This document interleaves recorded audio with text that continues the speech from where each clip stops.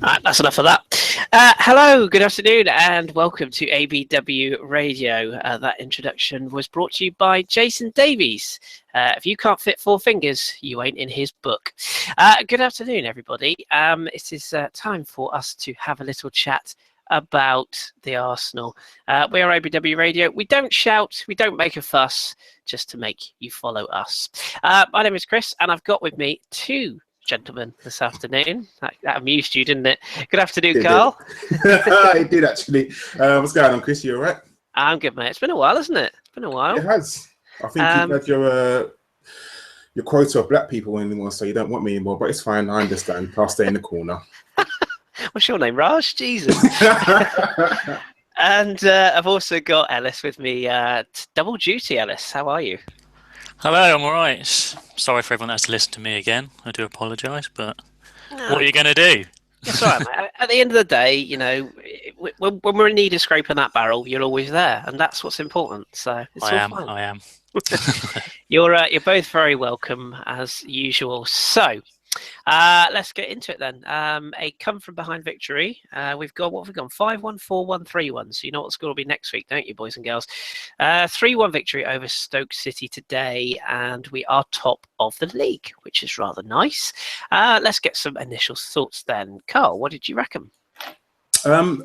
Stoke are one of the teams that I love to beat. I mean, for me, the list goes the Scum, Man United, Chelsea, then Stoke. I just don't like them. I've never liked them ever since they used to just leave their foot in all the time and try and they'd rather hurt us rather than try and beat us, and I hated them ever since then. So any win over Stoke is for me is a brilliant win. We had to do it the hard way, kind of come from behind. But at the end of the day, I don't really care how we get the win, just as long as it's a win. I'm not interested in pretty wins or even like 6-7-0 wins. And then, I mean, it's good that we won 3-1 because I predicted that in the league, in our little league. So I'm happy about that. But apart from that, a win against Stoke is a brilliant win because I just hate that team. Yeah, I went 1-0, so I got that wrong, didn't I? I did get Walcott's scorer right, but just not first. So, yeah. Hey ho. Well done, you. That's more points that I don't get today. Damn it. Although we all know Danny's fixed it for him to win anyway, so it's kind of irrelevant, really. Ellis, what was your overall thoughts then? Pleased with the 3 points, or concerned that we were outplayed for 20 minutes? Where do you sit?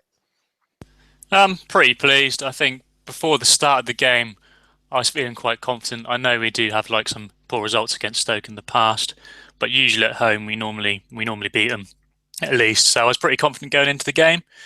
I think obviously as it progressed, the penalty, Mustafi going off injured, we'll probably talk about this a bit later, but you started to get that horrible sinking feeling in your stomach when that all started to happen. But credit to the lads, their heads didn't drop and they come from 1 goal behind to win 3-1. So yeah, happy with the 3 points. I think it's understandable that sometimes you'll have like a slight dip when you play after having quite a good game in the Champions League. It tends to happen, and against a team like Stoke, who actually are doing quite well in the season, it's quite a good result at the end of the day. So yeah, pleased with the 3 points, and we keep on getting the 3 points at the moment, which is good. Keep on keeping on, as the old saying goes. Yeah, absolutely. And both very good points made earlier on. We'll go through the game in a second. Afternoon to everybody in our chat room. I notice John Shipbeard's there. Hello, John Shipbeard. Everything, read everything. Our good friend Bhavya. Hello, Air Bhavya. Actually's there. Actually, we're going to be having back on again soon. Stefan's there. Lots of new people as well. So welcome to you all. As usual, if you like what we do, just click the little thumbs up-a-roo. That would be lovely. Thank you very much. Right, let's go into the game in a little bit more depth then. Karl, we have to cover the lineup. We do every week, don't we? So what did you reckon to the lineup? Any surprises? Anybody you didn't want to see in there? Oh, I suppose it's harsh, but were you surprised by anybody in that lineup? No, I thought the lineup would be exactly what it is. I think what we most talk about is the midfield too. That's kind of our almost our Achilles heel in the team, because I think if we get that right, then we can pretty much win nearly any game that we play against.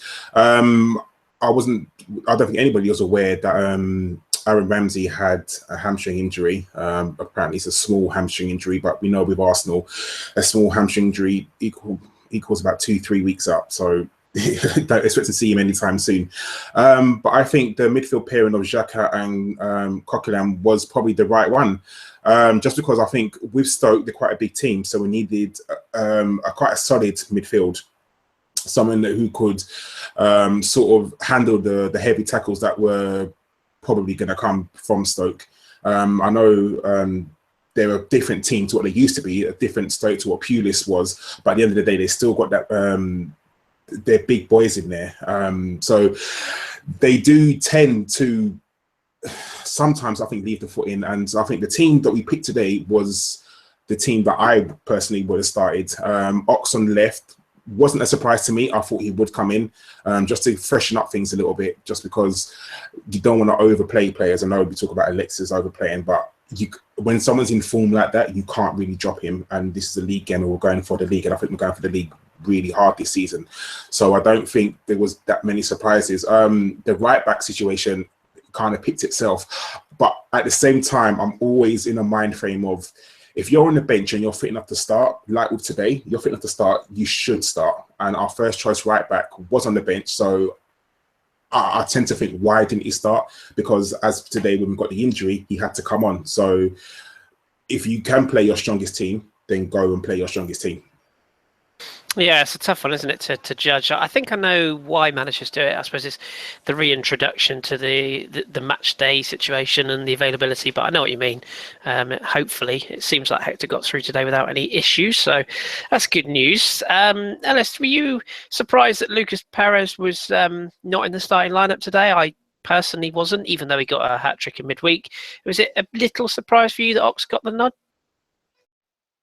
No, not really. I think we had this discussion on the previous radio show. I think both you and me are quite of the same opinion, that we think he's not quite ready maybe to start games, but as like an impact or as a sub in like he'll be good in the Premier League, maybe playing obviously starting games in the cups and stuff and getting a run up like he did midweek. But no, I wasn't really surprised to see him. I know he got a hat trick, but I think the Ox is probably a better option with the players we had on the pitch, and I wasn't really surprised by the lineup.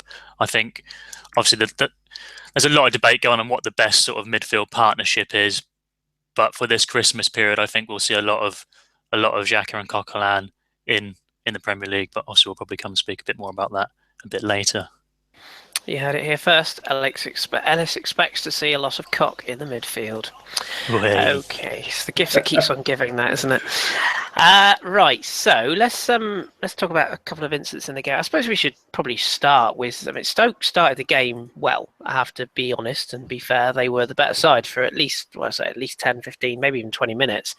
And then they got the penalty, which this one's divided opinions, hasn't it? Really, really has. A lot of people saying no. I put out a little tweet that just detailed the FA guidelines. All the referees are given these guidelines. It's the official line of what is and isn't a penalty. I'll just read it to you here. A penalty kick is given if a player does any of the following, and there's a list of things, and the three that I think comes into this equation is jumps at an opponent, charges an opponent even with the shoulder, that one's key, strikes or attempts to strike an opponent. Karl, your thoughts on this? Was it, in your opinion, a penalty, and were you surprised it was given? No. With situations like this, how I tend to look at it is, if that happened to an Arsenal player, would I be jumping up and down screaming penalty? Yes, I would have. I genuinely would have. So, although it's harsh and it genuinely is, I thought it was a foul, because though people will say he didn't mean it, it doesn't have to be on purpose. You think of, I guarantee you, 75% of the fouls that are given in or outside the box, they're not meant to injure the player, or it was a genuine attempt to get the ball. And just because a player doesn't mean to foul another player doesn't mean it's not a foul. So for me, there was no reason for his arms to be up like that and also stay in the air. He'd won the ball, why aren't his arms down and running across? I'm not saying that he 100% done it on purpose, but I'm just saying that there was no need for his arms to be where they were. So I when he was given as a penalty, I shrugged because I was like, you can't argue things like that. Because like I said, if that was against an Arsenal player, if that was Alexis or Ozil or something like that, I would have been screaming penalty all day long. So as much as it's horrible to think that it's against an Arsenal player, you got to be fair and consistent. And for me, I'm going to say it was a foul. And yes, if it's a foul in the box, then it's a penalty. Well said, and I'm completely with you. Ellis, there's obviously I'll get your thoughts on whether it was or wasn't as well, but just in your answer as well. I love Arsenal to bits. I've supported them best part of my whole life, and I'm always one to shout and holler at decisions, especially when you're there. You tend to scream and shout for every decision, but do you get the feeling that some of our fans are having a little bit of there's this whole thing of, oh, it's always us, we're always victims. I don't want us to end up like Liverpool fans. Do you think there's a point there? Because Christ almighty, do we moan? Yeah, I think there is a point there. I think our fan base is a bit bipolar in the way it acts. We, like you say, we think it's us against the world on some occasions. And I agree with Karl. What I like to think, the same as Karl, is when there's a foul in our box from one of our defenders, I like to think, obviously, like Karl said, if that was our player in the other box, would we think it's a foul? And if we would, then you can't really complain too much. But I do feel there's a lot of people in our fan base who are just quick to jump on it and think, oh, the referees are shit, they hate us, all referees hate us, all the decision goes against us. Sometimes it is justified, but sometimes it's not really. Sometimes you just got to put your hands up and say, yeah, it's a bit clumsy, that's a foul. If that was anywhere else on the pitch, that would be a foul. So if it's in the box, it's got to be a penalty. And going to the actual incident itself, I didn't see it in real time because I was still driving back from after helping my girlfriend's nana nearly try and kill herself from her loft. But hey ho, but I was driving in the car, I heard it. When I got back, I saw the replays, and my first initial thought was, yeah, it's a bit clumsy, but he's made contact. It's in the box. It's got to be a penalty. And there was a bit of that from Xhaka today. It was pushing his luck, really. I think he was lucky not to get a booking, especially for the penalty incident. So to be fair, he's given away a penalty. We haven't got a booking, so it could have been a lot worse. But yeah, I think that's something that he's got in his locker. But me personally, I like a bit of a dirty player. I don't think we've had many of them in the club, so it's nice to have someone like that. Whether that was by accident or purpose or whatever, I don't know. I can't really judge that from what I've seen. It looked like it could be on purpose. It looked like it could easily be an accident. But obviously, the guy's opinion that matters the most is the referee. I don't really like Lee Mason at all. I didn't think he had a particularly good game, but I couldn't really argue with his decision on the penalty. I think both of you make very, very good points. And Karl, there's something else that we haven't really covered on this incident. Why, if the referee has given it, and this is one I can't explain, if the referee has given it, has he given it for the tackle or perceived tackle, or has he given it for the elbow? And if he's given it for the elbow, which in my opinion he has, why was it not a red card? That's the question I would love to ask, because for me, he has given it for the elbow. It's blatantly he has. And I know there's this new double jeopardy rule where no, that's for the goalkeepers, isn't it? Where you can't send the goalkeeper off as a foul and give a penalty. But for me, it's not for the foul because there is no foul. The foul is the elbow. So clearly he's given it for the elbow. So why is he not? I mean, I'm not advocating Xhaka getting a red card, but why is that not a red card? Again, it goes back to if that was against Arsenal the other way around, I would expect that player to get sent off, because for me, he's blatantly given it for the elbow, and if the elbow's up and he's seen it as dangerous play or violent play, then that's got to be a red card. So this is where kind of the inconsistencies in refereeing comes in. I don't understand why. I mean, all good for us, 11 versus 11, they kept the game equal, but it's just those little inconsistencies in refereeing that kind of annoy fans, because like I said, if the shoe was on the other foot, I would have been screaming, he's got to be sent off for that. I'm with you, and I said I had a strong.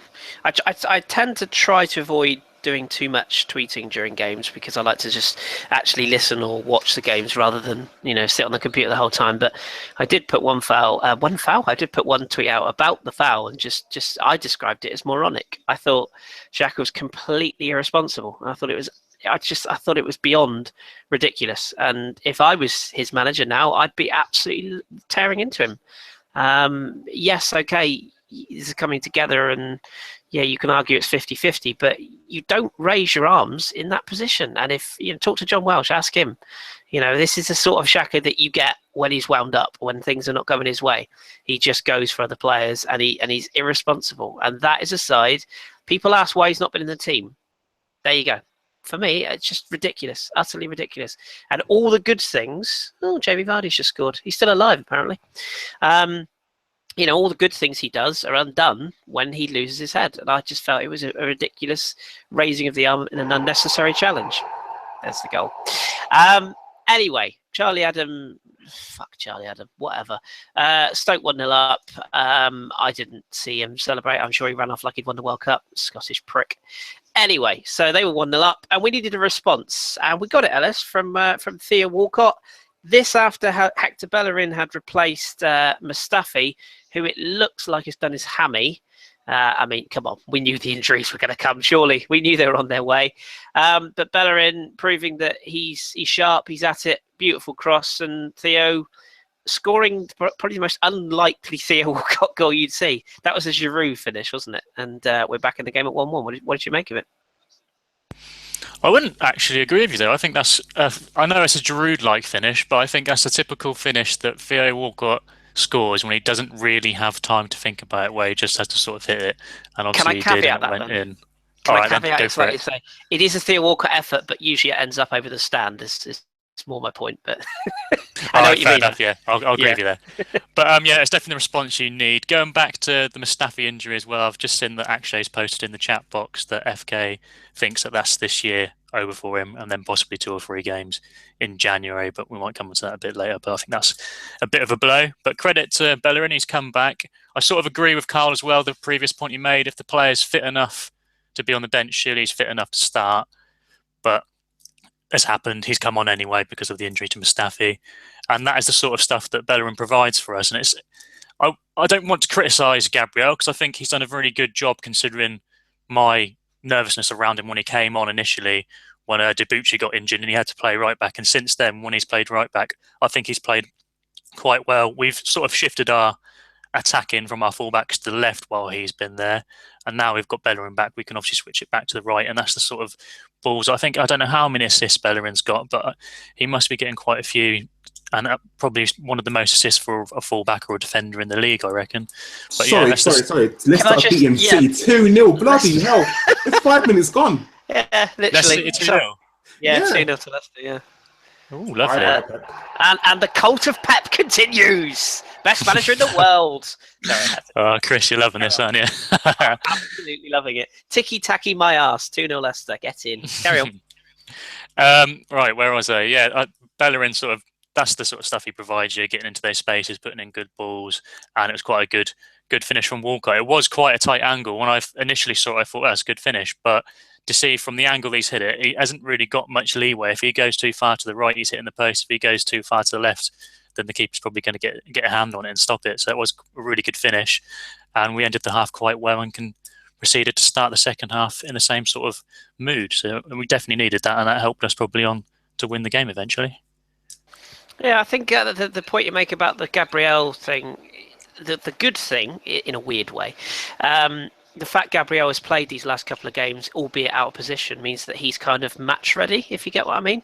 And if Mustafi is now going to be out for a period of time, the fact that Per Mertesacker is back in training and the fact that Gabriel's been playing games will probably help the adjustment period, if you will, to what will be a changed back four. And if we can get our first choice right back and only have to change one of the centre backs, that's got to be a bonus. So yeah, good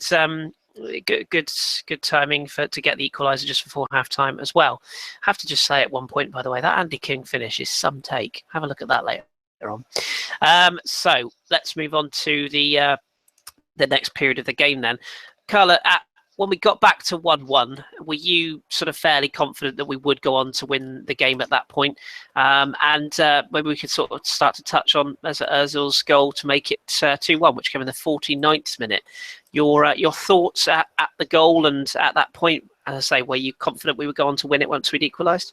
Yeah, once we got the goal, I was like, yeah, we got this game. I don't even know why, but I just thought, yeah, we won this. Because I kind of got a newfound self-confidence in Arsenal. Especially, Careful. I know. I wasn't worried, and it was really weird. Usually, I'm always like, oh, even when we go 1-0 down, I wasn't worried. And I found myself like weirdly not worrying. And even I'm sitting here thinking, why am I not worried that we're 1-0 down? Because we're going to come back. And as soon as we got the equaliser, I was like, yeah, I'm cool with that. Mesut Ozil's goal is something you don't expect from Mesut Ozil. He doesn't get that many headers. But I just want to say the ball from Oxlade-Chamberlain was Ozil-esque. It was amazing. It really was. That ball was just fantastic. It's one of the ones where if Mesut Ozil had done that pass, we would have been going absolutely crazy over it. Like if that would have been Ozil to Giroud or Ozil to Alexis, we would have been talking about it for days on end. The ball was fan-bloody-tastic. It really was. And for Mesut Ozil, it wasn't an easy header either, because once he had that space, he still had to loop it over the goalkeeper. And that's what I think was really, really good. And it just shows you that the guy's not a one-trick pony. You know, he can pass the ball long, short, and he's got that in his locker as well, to think, all right, I've got to loop the ball over. So the way he headed it up, and the goalkeeper was caught in no man's land, didn't have a chance, and just hit it into the net, and it's just absolutely brilliant. Yeah, I agree with you. That ball, particularly on the pass from the Ox, you know, we've all been a bit critical. I say we all, our fan base as a whole, have been critical of Oxlade-Chamberlain, and you know, in fairness, some of it has been justified. You know, he's been patchy, but I think this season, the last couple of weeks, you know, we've all said we weren't getting goals from midfield. We're getting that now, not just from Ox, but as you said, from Ozil. From the wide areas, goals from wide areas, something we were always concerned about. And for me at the moment, Ox can't do much more. And if he's still not completely tip-top form, but he's getting assists like that, fine with that. Fine by that with me. It's absolutely fine by me. So very, very decent. And Ellis, I want to give you an opportunity to talk about the goal as well. Not many goals with his head, Mesut Ozil, but he's added a couple, I think, this season. But what I was really impressed with was the decision making to take that option to loop it over the goalkeeper just before he makes contact. He sort of has a glance, and you can see that he thinks that through. Underrated element of his quality, because it's all very well being able to look up for an assist, being able to look up before you put the ball away. That's equally as good, isn't it? Yeah. I was really pleased with, like, similar to what Karl said, pleased with the ball that came from Ox. I thought that was something we probably would have seen from Santi Cazorla, sort of style ball he can play. So that was really good. And then just to credit Mesut Ozil, he's so, sometimes the way he looks and the way he sort of moves, people can tend to say he's a bit languid and not really all out full throttle, but he's so composed in those sort of situations. And he done it, Ludogorets, that was composure there when he sat two players on their ass, took it around the keeper and then popped it in. And he's done it there. He's got the vision, that probably helps with his wonky eyes, but he's got the vision to do those sort of things. And it's definitely an underrated part of his game. I think he scored a couple of headers this season. I can think of one from the Watford game. I'm pretty sure he may have got another one as well. So it's something that is we're not used to him seeing. We're not even really used to him scoring goals as much as he has. It's probably one of his best seasons, I would have thought, for scoring goals. His assists may have dropped off a bit, but that's probably because he's getting further up the pitch. Like people have mentioned before, we've sort of moved him and Alexis closer, and it's really coming to fruition from this. We're getting more goals from Ozil, and we're getting to those sort of positions. And to go back as well about what we said about criticising the Ox, I've seen a lot of people criticising Ozil in recent weeks. So for him to get that goal, he's now scored in back-to-back Premier League games, obviously scoring against West Ham last weekend. And it just makes me so happy, because I get a bit annoyed with some sections of our fan base who are very quick to jump on people's backs with the Ox, and even with Theo last season, I could see it. I was very critical of both those players, and before the summer, I was sort of thinking about possibly getting rid of one of them and bringing in someone a bit better quality. But credit to them both; they've stepped up and they've both improved their games in areas that were a bit lacking in the previous season. And as for Ozil, if you're going to get critical of him, you just need to sort of take a step back, have a look. He's not the sort of player that's going to grab the game by a scruff of the neck like Alexis Sanchez does, but he will provide people with opportunities. He will have those sort of moments of skill, those moments where he will just look up and find someone in loads of space and play someone in, or like we've seen today, a moment where he's made a good run and just made a header that we probably wouldn't have thought he had in his locker. And it's just nice to see when players are getting criticised to them sort of shove it down the people's throats who are getting a bit moany about him, because I will admit he has looked like he's gone missing in some of the games this season, especially in the draws against United and the other games around then, Tottenham and PSG. But he's now popped up with a couple more goals. I just think it's a bit harsh to really criticise one of our players, especially one of our best players in the squad, along with him and Sanchez. But yeah, happy for him to get the goal on it. Very good goal it was. Yeah, one of our players who, of course, we're trying to keep at the club. So rather than get on his back, we want to kind of praise him and come on to the Alexis Ozil factor a little bit later on, because there's a point I want to make on that. I think my friend Lana summed up a Chelsea fan rather nicely during this game. Somebody called at the Jose era tweeted, Ozil absolutely abysmal today, one of the worst first halves I've seen from any top, in inverted commas, player. Lana's response, your mum should have swallowed. Which I think is, ultimately the best way to address any Chelsea fan talking shit about our players. So well done, Lana, for that one. No, just any Chelsea fan in general, to be honest. That's a fair point. Yeah, that's an equally fair point. Very good point. Yes.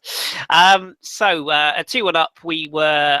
I think it's the only point, just to address what you said earlier on, Karl, about not being worried. It's the only point of the game where I sort of went, like a third goal, please, because I don't know, just sort of have that feeling with Arsenal. You never know what's quite coming next. And we did get the third goal, luckily, and all the worry was taken away from it. Alex Iwobi, Karl, popping up with the third goal. Referee highly criticised throughout the game, but he let a very good advantage go when Alexis was fouled, and Iwobi darted through and notched the third goal. Good for his confidence, 2 goals in a week, and very tidy finish to make the game safe. Yeah, give credit where credit's due to the referee. He could have easily blown up for a foul, but he let play go. And Iwobi was good as well, because easily, that's an absolute key to when people say play to the whistle, play to the whistle. A lot of players would have probably stopped, thrown their hands up in the air, pointed and asked for the foul then. But no, I think it was brilliant that, he went through on goal. Done almost Henry-esque, opened up his body into the far corner. Keeper didn't get to it. And it's brilliant, like you said, for his confidence, because for the past couple of weeks, he hasn't played that well. Let's be honest, he hasn't been as good as he was towards the beginning of the season. So I think this definitely, 2 goals in a week, it can do no end to anybody's confidence. He's done well. I can't remember who we got next, but would I start him? You never know. You've got to keep on playing these players in form. Anyone that's in form, you've got to play them, regardless of our opinions. And I know the manager obviously doesn't care about our opinions, but we've got it's Everton away, isn't it? Yeah, Everton away. And Everton are dog shit at the moment. So I would play Iwobi. I would start Iwobi against Everton most definitely, because when someone's in a rich vein of form and they're doing well, then go for it, because confidence breeds good performances. Yeah, well said. And somebody in the chat box there actually came out and makes a good point. Before Iwobi's goal, Czech made a key save to keep it 2-1. That is a very good point. Was it from Crouch, or was it? I think it's Crouch. But yeah, he made a decent save just before that second goal went in. And as for Everton next, you're right, Everton followed by Man City. I'm not going to mention Everton's centre forward because obviously with my history of Cavani, I'm going to keep quiet on my thoughts on Everton and their centre forward right now. Got 2 goals today, Kris. Just saying. Yep, lost 3-2 at Watford. So clearly a massive game changer there, wasn't he? Anyway, let's move on. Now you've talked them up. See, you said you weren't going to do it, and now you've done it. I just Hat-trick incoming. just stated a few facts, nothing more. Anywho, let's carry on. So, I want to just touch on obviously that kind of gleaned the result to get a 3-1 win. I just want to touch on a few of the things that maybe a bit of a concern. Ellis, winning headers in the air. Are you a little bit worried about the fact? I know Stoke are a big side, and all the things that go with that. But you're a little bit concerned that we are conceding quite a lot of aerial dominance against sides, because we were picked off 3 or 4 times today. Where had Stoke's finishing been better, we would have conceded more goals. Yeah, I was. It was a bit of a concern, and I think that's probably something that Mark Hughes picked up on, what with bringing Crouch on. And once I saw him coming on, and he nearly scored from literally coming for his first touch, coming on from that corner, I was a bit worried, and I thought, here we go. Last 15, 20 minutes, however much was left in the game, they're going to pump crosses in, and we're really going to struggle against someone like Crouch. I don't rate him anymore. Back in the day, he used to pop up with a few goals, but now I think he's past it. But I was still worried that he was going to come up and get a goal. The same sort of worry that people felt when Karl come on against us when we played West Ham. But saying that, when he came on, he didn't really get too much opportunities. And there was a time when they put in a ball behind it and he ran out and picked it up on the wing. And it's sort of like, if you've brought on that big man to come and win headers because you're doing quite well with it, you don't really want him out on the left, do you? But anyhow, I've digressed. Yeah, it's a bit of a concern. What with your man Lukaku coming in the next fixture, it could be, he's a big lad, he could cause trouble. Sometimes that's one of the sort of areas that our fullbacks can be left wanting. They're not the most physical and strong, and they sometimes do get beat into the air. You expect Koscielny to probably do better. And Gabriel, not too convinced on his aerial ability as well. I think Mustafi and Koscielny are okay, but as something that we're going to have to work on. But unfortunately, I don't think it's something that we do.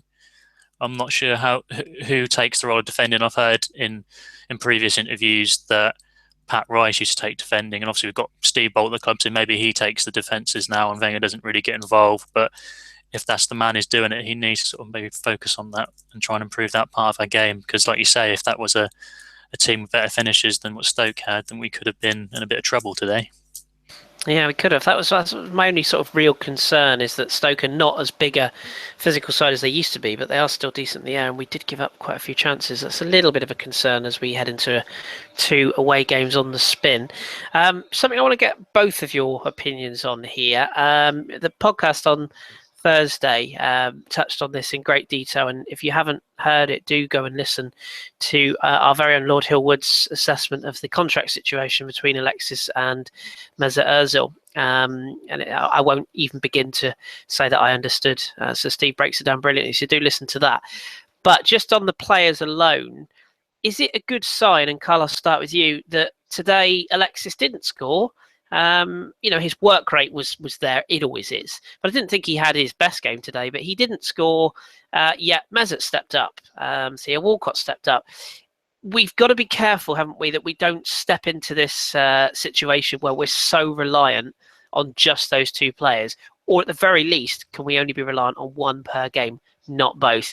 Do you think there's a point in that we have to be looking at the team as a whole, and they're just a big part of the basis of that team? Before I answer that question, I just want to reiterate what you said. If you haven't listened to the podcast account, go and listen to what Steve said. I played it to a Man United fan, and even he was like, I want to download this and listen to it because it was brilliant. It touched on everything you needed to know. If you don't understand about contracts and things, listen to that. I mean, I've got a Man United fan converted to ABW, so that just says it all, how good it actually really was. And they're 3-0 up. Oh my God. Sorry, what is going on? Sorry. Fucking hell. Yes, going back to what you said, they are a cog in a big wheel. They're a very big part of that cog in the wheel. But yes, we can't just rely on, we don't want to be a 2-man team. We can't just say, oh, if Ozil's playing, then, or if Sanchez is playing, that's where we're going to win the game. Because they're not going to play every game this season. As much as, we want them to play every single game this season, it's not going to happen. And if worst comes to the worst and they actually do leave, which I'm kind of in the same boat as John, not with a shit beard, but with I think one of them will. I think one of them will leave this season because although Arsene Wenger says we can't afford, we're not going to sell them. We can't afford for them to leave on a free. That's not going to happen. So coming to the summer, if the indications are they're not going to sign, then we've got to cash in for them. We have to, because there's no way we can afford to let Mesut Ozil and Sanchez leave on a free. That's not going to happen, no matter what anyone says. I think it's good that other players step up, but I think they make other players around them step up. You know, when you see Alexis running around like a madman, it makes you do exactly the same thing, because you think, right, if he's closing down, I've got to do the same thing. So for me, it's absolutely, I think it's vital that if not both, then one of them has to stay, without a shadow of a doubt. But at least we know there are people in the squad that can step up, maybe not do exactly the same job as them, but still, if they need to be counted, then they can step up and sort of put in a performance that we're not only reliant just on those two. Well said, well said. And the concept of this, Ellis, I mean, obviously I'll get your views on exactly the same question to Karl, but just to add to it slightly, if we've got players like Alexis and Mesut Ozil playing at the level they are playing at the moment, these players are training with the Oxes, the Walcotts, etc. every day of the week. Surely when they're playing at their optimum level, they're bringing those other players up to their level. So, I mean, that's got to help as well, hasn't it, as far as a team goes? And again, feel free to touch on the idea of playing as a team rather than just relying on the two of them. So is that to Ellis on me? That was to Ellis, sorry, yeah. Oh. I think he started talking, then muted himself, I think. Did I? My bad. Sorry. There you go. Sorry. What was I saying when I was on mute? Yeah, I agree with the previous statement you made when you asked Karl the question. It is, we've been caught out in previous years and seasons gone by when we've been heavily reliant on the one player, whether it was like Fabregas or when it was RVP, or even that season when Ramsey had a really good season, we sort of relied heavily on the goals that he brought. And when he got injured, we saw our sort of title hopes fade away. So it is important that we don't get too reliant on the one player. But I think with both, you can have games like I said earlier, people have got on Mesut Ozil's back because he's been quiet, but Alexis Sanchez can pull out a hat-trick. Or today, Mesut Ozil, people said he was quiet, he's still come out with a goal.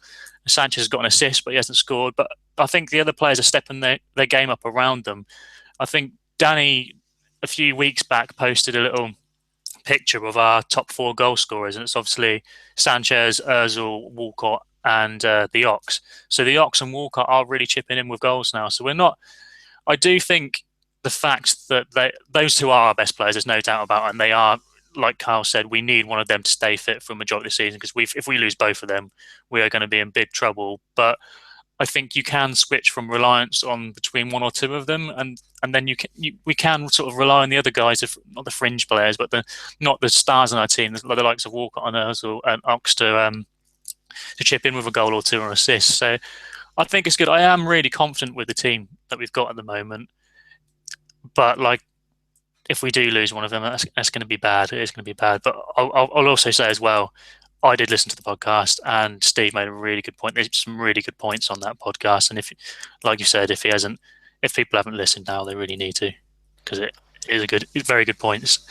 But yeah, I can't reiterate how important those two are to us. But yeah. Agreed. And if you want to follow our Steve on the Twitter, it's at Lord Hillwood, if you want to follow him. So if you've got any questions about the podcast and that, I'm sure he will more than happily answer those for you. Just a very quick sidebar stat here that my good friend Ross has just messaged me, and he said only Crystal Palace, Sunderland and Hull City have kept less clean sheets than Man City this season. Now there's a stat. Maybe City could get Pardew in.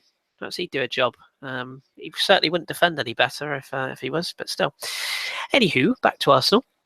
Any concerns for you guys? We touched on it earlier on about the Mustafi injury. And obviously with the hamstring, it looked like a hamstring anyway. And you know what, as you said to yourself, Karl, with the injuries we've got, the worry is we immediately say, right, they're going to be out short term. That usually becomes long term. So I think the manager's being very sensible in being careful with players this season. What's your viewpoints on going forwards with the defence into this busy Christmas period? Would you look to get the Koscielny-Mertesacker partnership back together? I mean, obviously we're going to play Gabriel in the short term, but would you look at maybe getting Per back integrated when he's fit quicker, or would you be happy to stick with Gabriel and Koscielny? Because it's not a partnership that, it's not what I'm keen on, and it's not one that's worked particularly well in the past.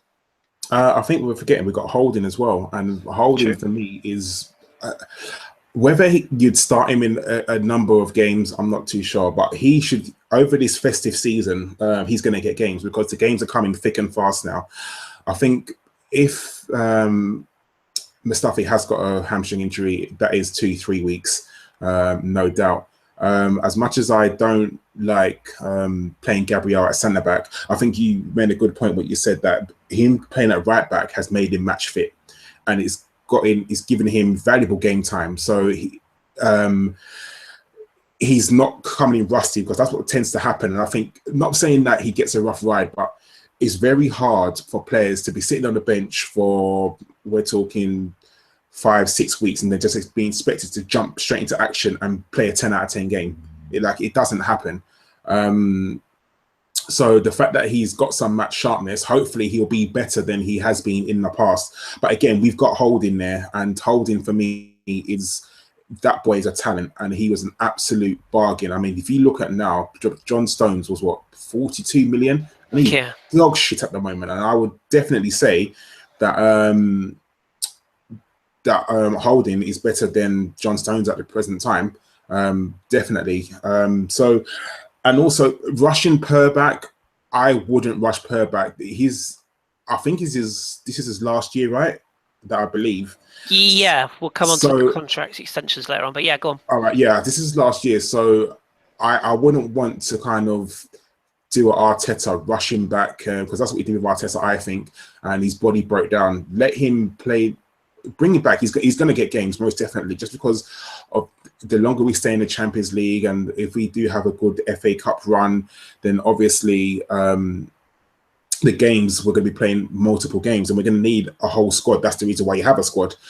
I wouldn't rush him back, but at the same time, I'd integrate him very slowly, but I would still put Holding in front of Mertesacker.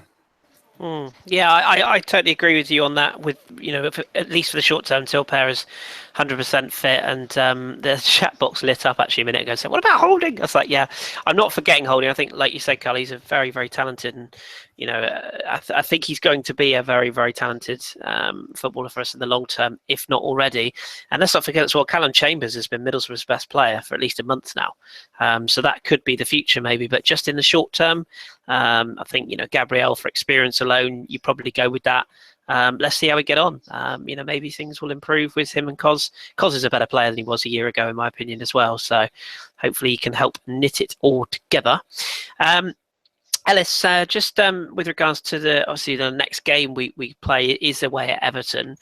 Would you like to see us sort of go up there and take the game to them much as we did to Stoke for long periods of the game today? I mean, we're away from home, but would you like to see us go up there and really try and exploit the pace that we've been showing, play Alexis up front again and really go at them from the first minute? Or would you sort of take the more cautious approach with that midfield two sort of destroyers like we did today? It's a difficult one, that, to be honest. We've got Man City shortly after, because obviously this is midweek, Everton, and then Man City the following weekend. So I'm not sure if I'd be tempted to rest certain players, because like we know, Everton haven't been of great sorts at the moment. So of great sorts. So you might be able to get away with resting people, or you go with, like you say, you go with a strong lineup. Hopefully get a few goals, and then you can take off the Alexises, the Ozils, and rest the key guys ready for Man City. I wouldn't. It depend on whatever team we put out. I'd probably more inclined to go at them from the off, because I believe even if we did maybe drop the Ox for Iwobi or drop Alexis for Giroud, obviously if we dropped Alexis for Giroud, it does change our sort of game, because we can't go as attacking speed. We sort of have to go back and revert to how we sort of played for big periods of last season. But it depends on which way you're really inclined to go. I think I'd be inclined to start strong, go at them, and then if we do have a couple of goals, then take off the guys that we need and just rest them before that big City game that's coming up in the following weekend. Yeah, I agree with that. And the one thing I'm quite pleased about is that the substitutions we're making at the moment, okay, the Mustafi one was enforced, but taking off Alexis today, I know he doesn't want to come off, but I'm pleased that we did that. It just gives just that little bit of extra recovery time. And I don't know, obviously Don would be better placed to talk about this than I, but when you're in a game where you're cruising's probably the wrong word, but when you're 3-1 up, you've got about 10 minutes to go, that's when your body you naturally tend to take your foot off the gas a little bit, and I think that's when your body tends to be more susceptible to getting injured, when you've been explosive for 60-70 minutes and all of a sudden you start to take it a bit slower, and then you're expected to then get your body back up to speed again if they suddenly score. And I just think at that point I would rather just take off players and and rest them fully. So it's good news, especially seeing as that game's Tuesday, isn't it? So it's a quick turnaround before that Everton game. So yeah, will be tough. Just want to touch, Karl, before we go to questions, just that midfield two again. It's probably going to be a question that's going to come up on every show we ever do forever now. But it was Xhaka and Coquelin today. I thought Coquelin was impressive in periods.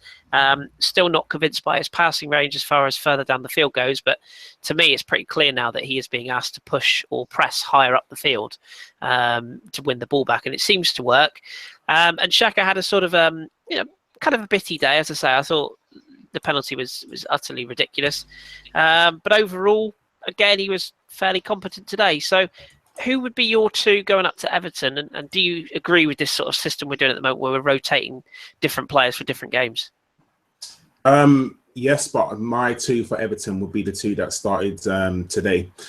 Actually, it kind of depends on how long Ramsey is actually out for.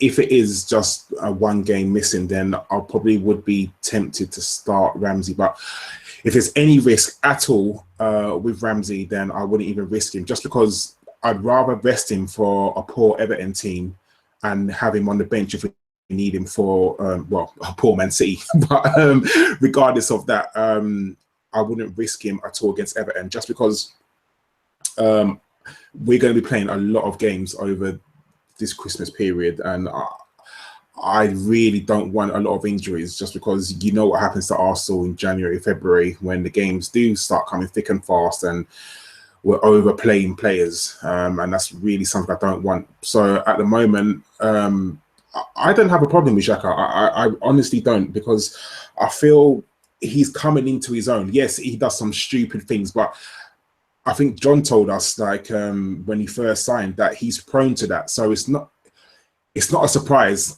Yes, I get that we probably didn't know how much he would do some silly things, but today was probably, for me, one of the silliest things he's done. When he got sent off against Swansea, that for harsh. Me, that wasn't a silly thing to do, because it's what players have been doing since the dawn of time. Break up the attack, get the yellow card and move on. But for some reason, it was a red card, when I've seen probably about 3 other people do that since, and nothing's happened to them. So again, the inconsistency with refereeing. But no, if going up to Everton, I would play Coquelin and Xhaka. Yeah, I kind of understand what you're saying. As I say, this is not a I don't like Xhaka thing. I think the guy's very talented, and people forget he's still very young. It's just the petulant side that I worry about, and I just think when you paid that much money for a player, I know the fee isn't dictated by the player, but when you're relying on a player, if he's doing this against Stoke at home, I just want to make sure that he's learning from it, and he's not going to do it in a game that's really going to cost us. I think that's my concern. So I hope it doesn't happen. I would actually be tempted to go El Nene Coquelin at Everton personally, mainly because of Everton's with Idrissa Gueye, who sort of sits deep and just wins a lot of the balls for them. I'd actually quite like to see sort of 2 players, one that can just get on him and press him, i.e. Coquelin, the other one who can sit and protect the back 4 and pass from deep in El Nene. So I wouldn't be against that idea, but we shall see. Okay. So obviously that result takes us top of the table for the time being anyway, and unless Man City do something extraordinary, which I don't think they're going to right now, hopefully that will continue until Chelsea face West Brom, isn't it, at home? So you'd think they'll win that. Man United Tottenham, I think I can speak for everyone when we say we're all praying for an acid rain shower over that one, followed by a large black hole. I want a 6-6 draw with 18 4 broken red legs. cards. Yeah. 4 red cards and Harry Kane to get shot in the head by a rogue missile. I'd settle for Harry Kane being bum-fucked by Jose Mourinho and catching some sort of venereal disease. I'd be happy with that. Let me get this right. You want to watch Harry Kane get bum-fucked, is that what you're saying? Yeah. Yeah. With Jose Mourinho wearing a sandpaper condom. So I think I'd be fine. I'd enjoy that, you know.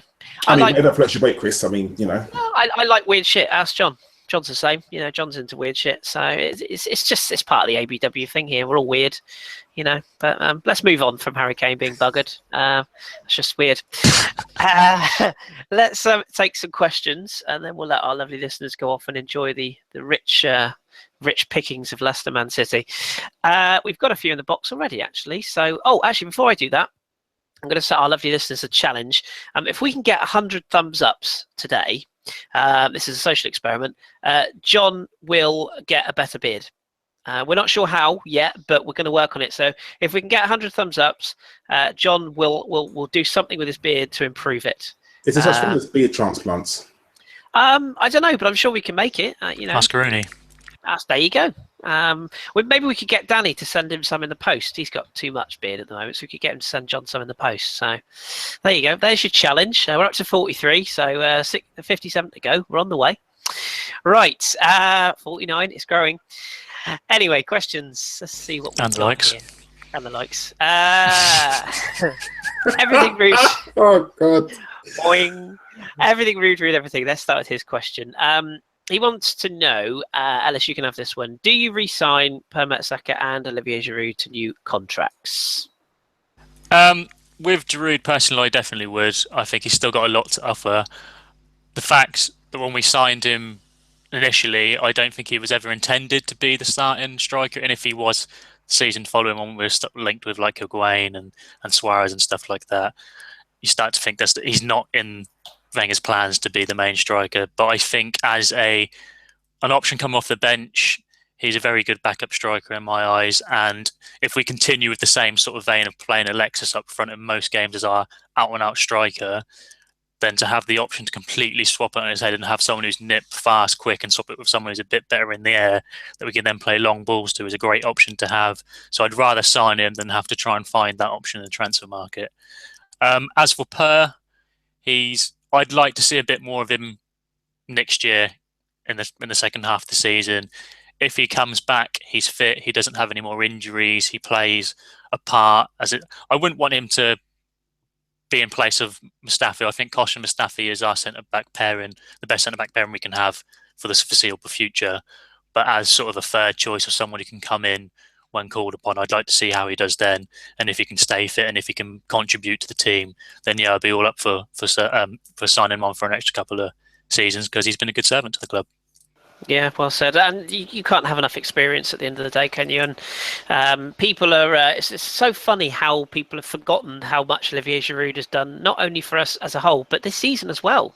You know, he's not been forgotten. He's been half fit for most of the season. He'll get his time, and we need a player like that to be ready to rock and roll if anything does happen to Alexis, or we need to change our game because, Jamie Vardy scored twice tonight, but you ask him what happens when teams find you out. And you know there will come a point where teams will try and defend against what Alexis does for us, and they're the games that we will definitely need Giroud possibly to start. So I saw on Twitter, and I can't remember who said it, and it's quite true. He's the best Plan B option in the Premier League, 100%. Yeah, because great. When Alexis has worn you out as a defender, chasing you down, harrying you with the ball, and running you all over the place, then we've got Giroud, who he changes the game, and it's very hard for a defender to completely adjust to what Giroud will do. He will be on the ground, he will bully you, and the aerial threat. So I genuinely think, I can't remember who said it, I really can't remember, but credit to you, he is the best Plan B option in the Premier League. Yeah, agreed. I like Mike Feinberg's question to Ellis. That's good. That like it. Is Ellis more Fabregas or Mahrez? Bastards. That is good. That is good. We won't tie you with either. It's fine. Next question then. Who have we got here? Gaz, Gunner Down Under. Question: upgrade on Ramsey? Question mark. Karl, would you, it's the ongoing debate, isn't it? If you got a large offer, which for the record I don't think we would with his form at the moment anyway, but if you got a large offer, would you be considering moving Ramsey on? And like a few people have said, it's all right moving him on. How on earth do you replace him? Because he is a quality footballer, irrespective of what you think of him. So, I mean, what would be your position if you were to receive a big offer? Would you look to upgrade him? I'm not into Ramsey bashing at all. I have my opinions on him. I think it's really weird. When he's good, flipping unplayable, he really is. And when he's bad, he's bad. But at the end of the day, he's someone that we need in the squad. And I honestly would only sell him if we got an offer in excess of 50 million. Because the way football transfer markets are going today, that's the only offer that I would take for him. I wouldn't sell him for 30, not for 35 million, not at all. Because where in world football are you going to find someone as good as Ramsey who can play in the positions? I mean, we all moan about Ramsey, but when he's asked to play wide right, he plays wide right. When he's asked to play in centre mid, he plays centre mid. When he's asked to play in the Ozil hole, he plays in the Ozil hole. So he's so versatile, and I think people don't really see that.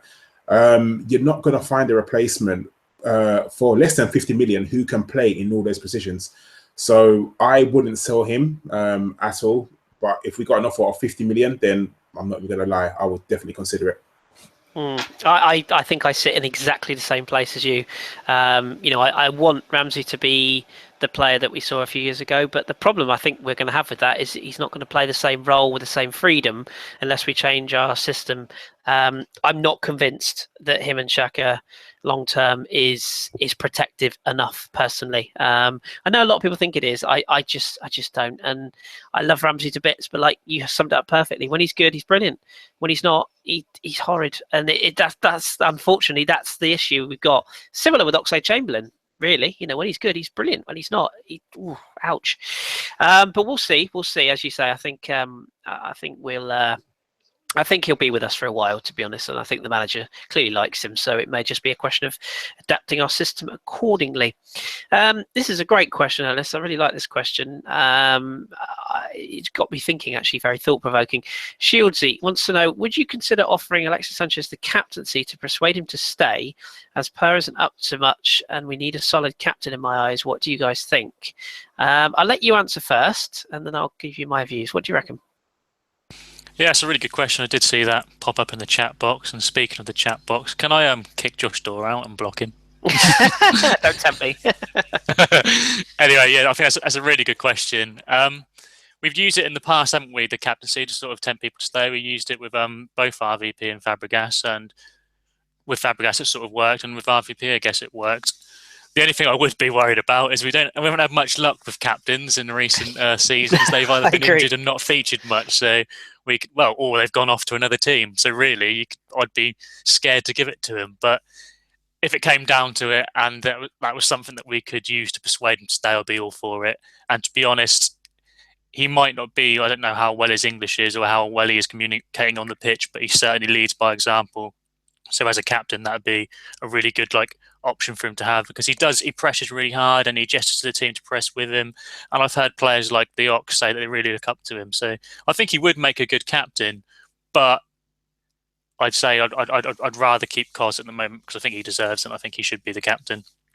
But again, to keep him, then yeah, possibly. If it came to it, then I'd do everything to keep Sanchez, buy him a new golden retriever, whatever. Yeah, make his dog captain. That's the way forward. Yeah, I'm with you. Playing at the level or managing at the level I manage at, I always like my captain to be either a central midfielder or a centre back. Always have done, always will do, or a goalkeeper. But I think it's the more it goes on, the more the armband is a bit of a.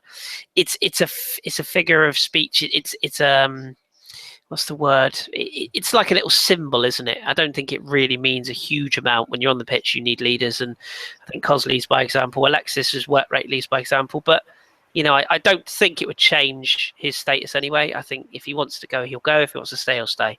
So, but it's a good question because we have had all sorts of captains over the years. Shudders, William Gallas. Anyway, another question here from our very own Stefan. He wants to ask, is Bellerin the fourth most important player for us, Karl, behind Alexis Ozil and Cos, he says. It's a good argument, that, isn't it? Him or Czech, definitely. Our game definitely changes when Bellerin's on the pitch, and you could tell because if you remember the first half, there was a ball where they tried to play a 1-2, and I think Gabriel just about missed it. And I thought if he was fast enough, he would have been in on goal, and it would have been. Definitely would have scored, but you could tell if Bellerin was on the pitch, he would have definitely scored it. So he changes our dynamic, definitely, just because that play between him and Walcott. If your opposition player, you're playing on the left-hand side, you cannot handle that speed. Like, it is ridiculous. If them two are both running at you, you don't know who to chase. You don't know if to track Walcott, you don't know if to track Bellerin, because they're both super, super fast. I'm very glad that he signed his contract extension. He is very important to us. So I think it's between him and Czech as the fourth most important player. Yeah, makes some good points there.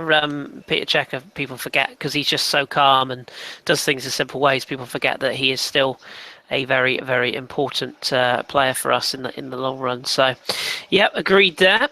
Good question. Here's another one for you, Ellis. It's from this bloke called Josh Daw. Sounds like a bit of a prick, to be honest, but still. Coquelin, should he play versus City to help press back X of City, i.e. one of their players?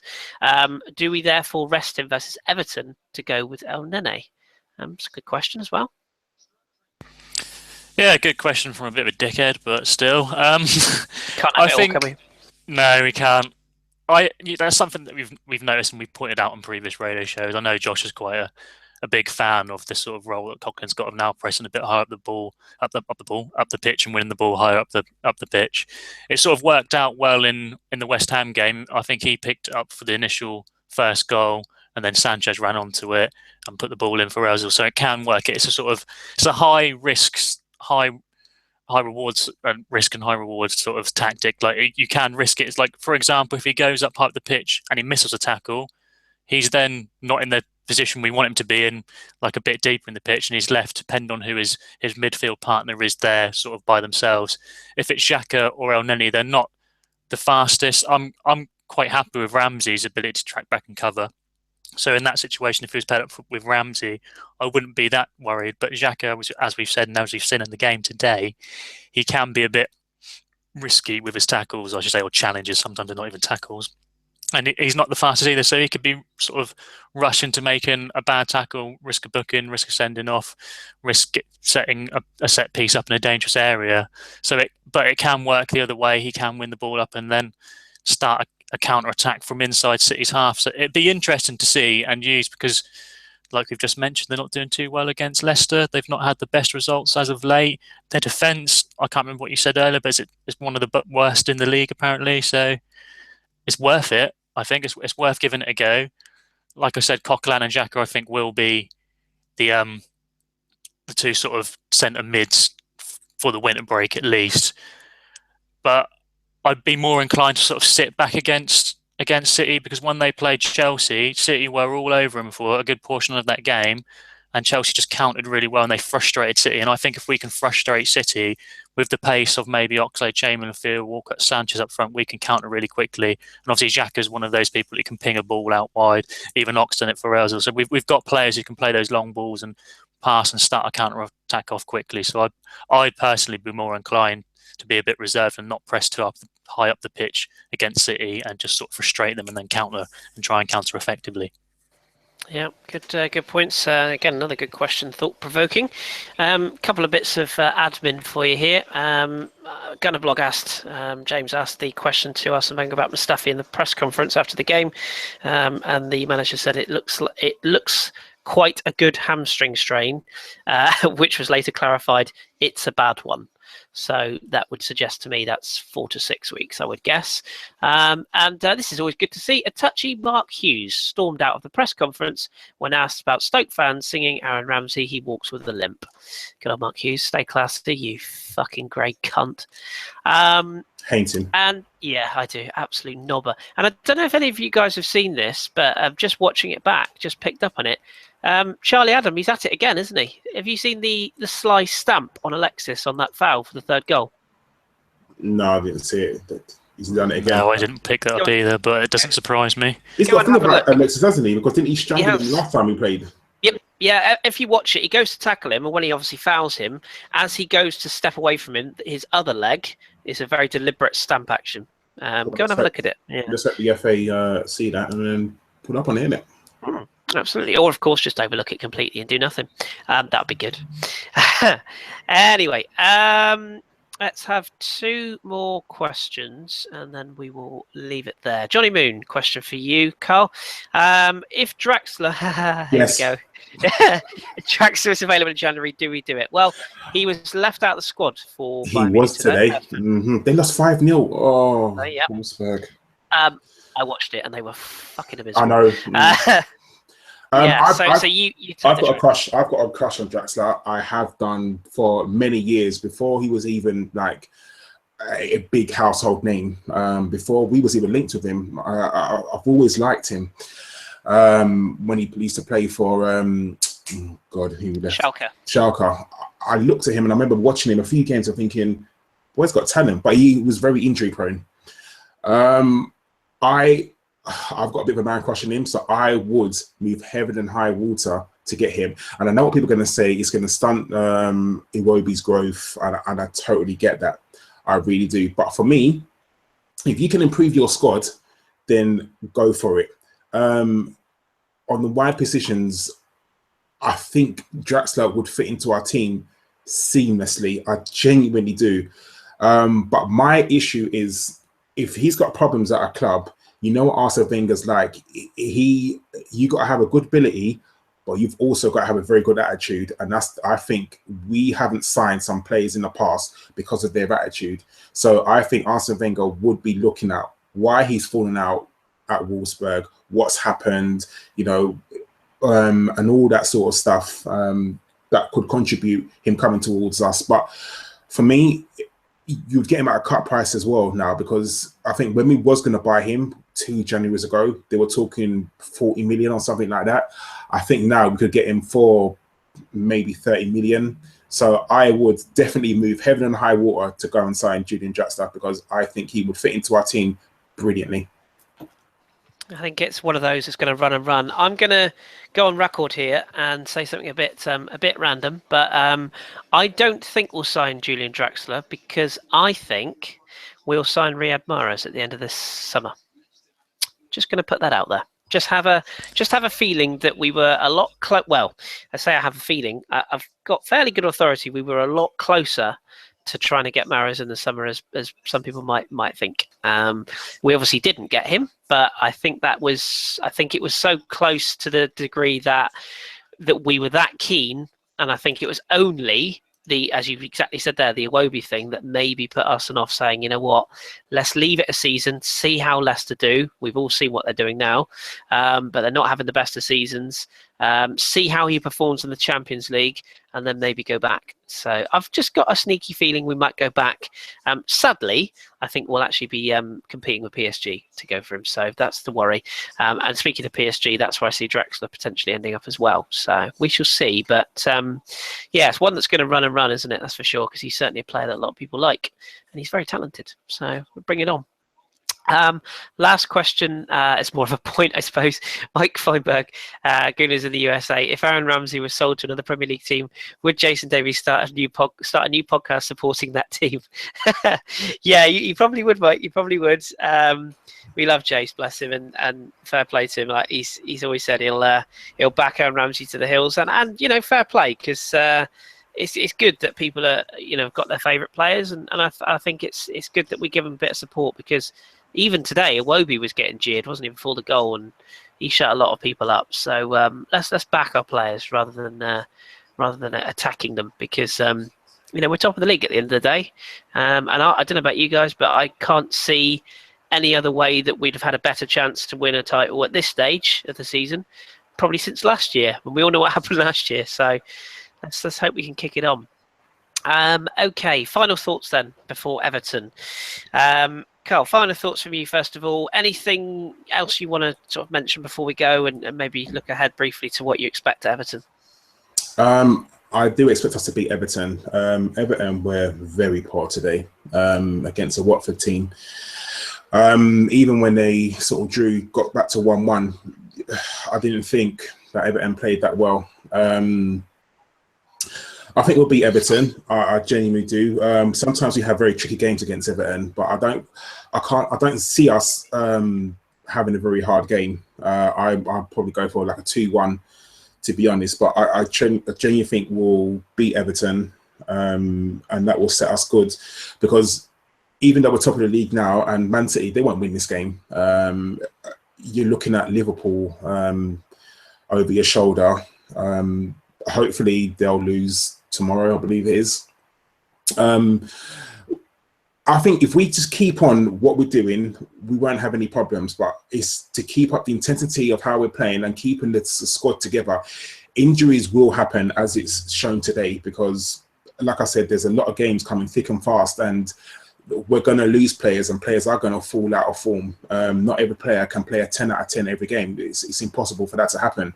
But as long as the players who coming in, they keep up the momentum of us playing with a high intensity and still playing well, then hopefully it will set us in good stead, go into the new year, keep it up. And, when it comes to February, March, if we're still where we are, then the doubters will start to believe that we can actually win this league. I do believe it's between us and Chelsea.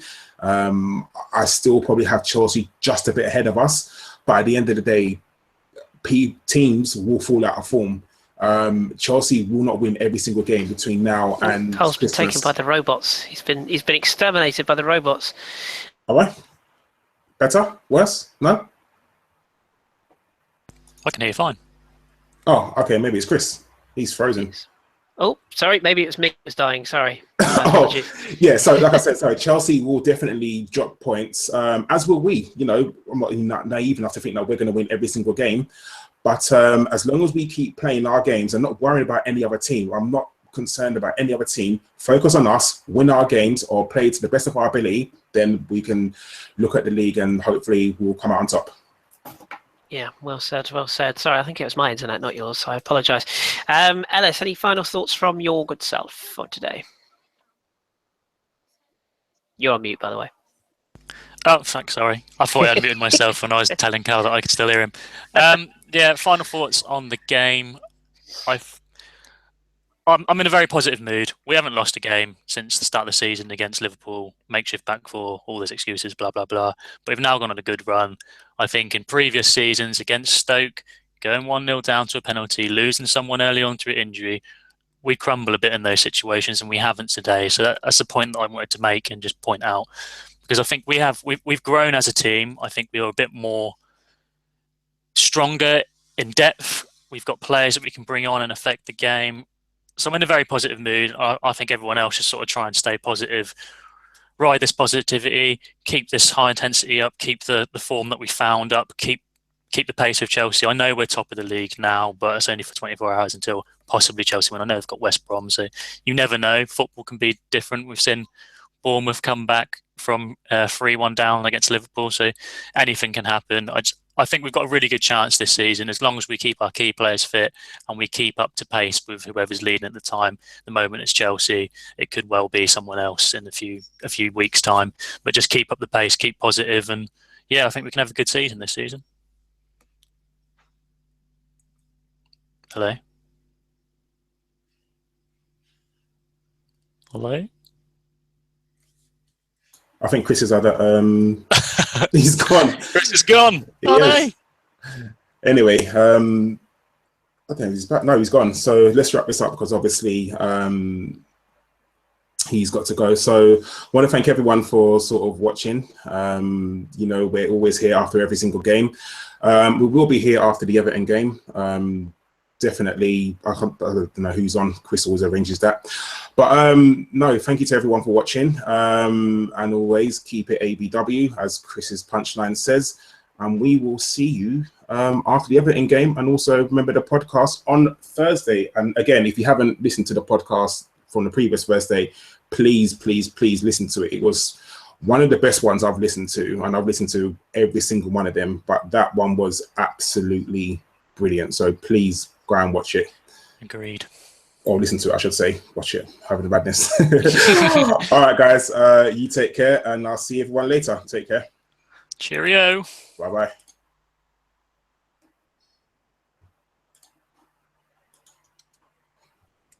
We're still on, aren't we? Yeah, because Kris.